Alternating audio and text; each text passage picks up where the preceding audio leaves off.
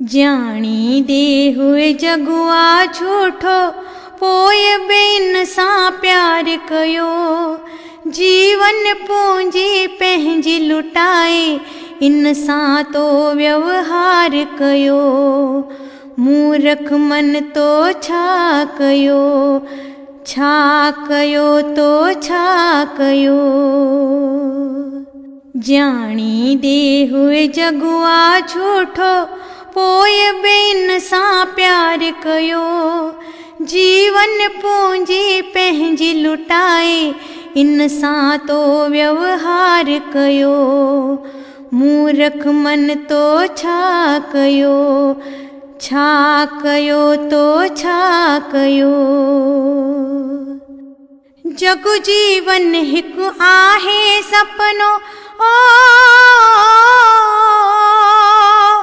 जग जीवन हिकु आहे सपनो, कॾहिं न वेही सोच कयो। हिकु न हिकु ॾींहुं सभु छॾे, तोखे जग मां आ लॾणो।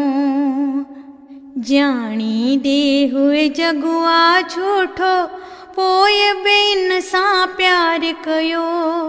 जीवन पूंजी पंहिंजी लुटाए, इन सां तो व्यवहार कयो। मूर्ख मन तो छा कयो, छा कयो तो छा कयो।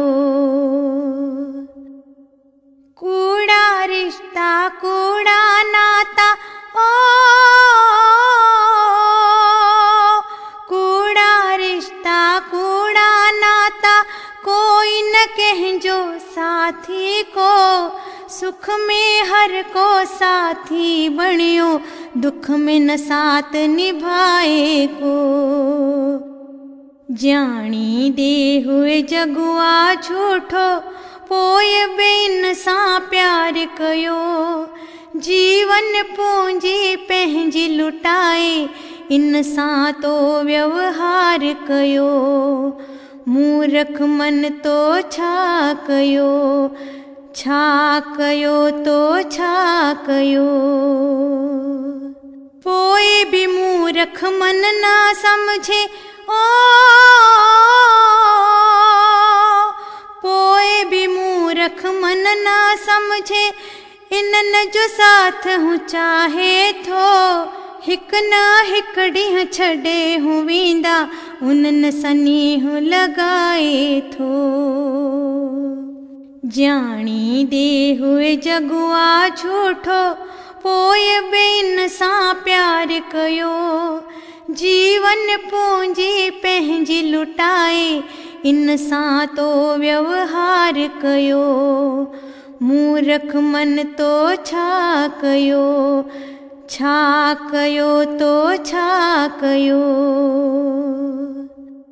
आखिर मुंहिंजा मन ऐं नादा, ओ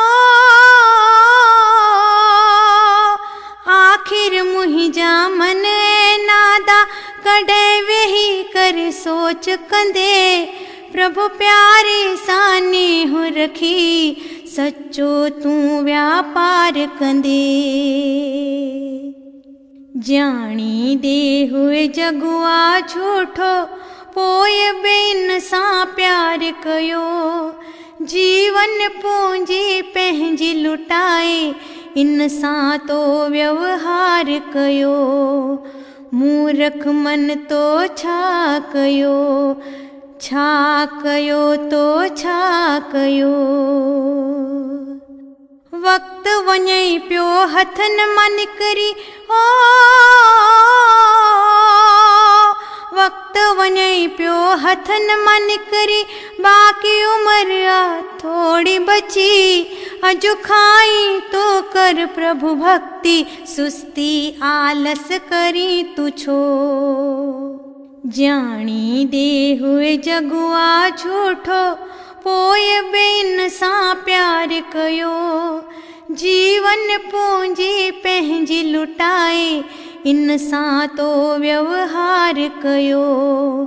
मूर्ख मन तो छा कयो, छा कयो तो छा कयो।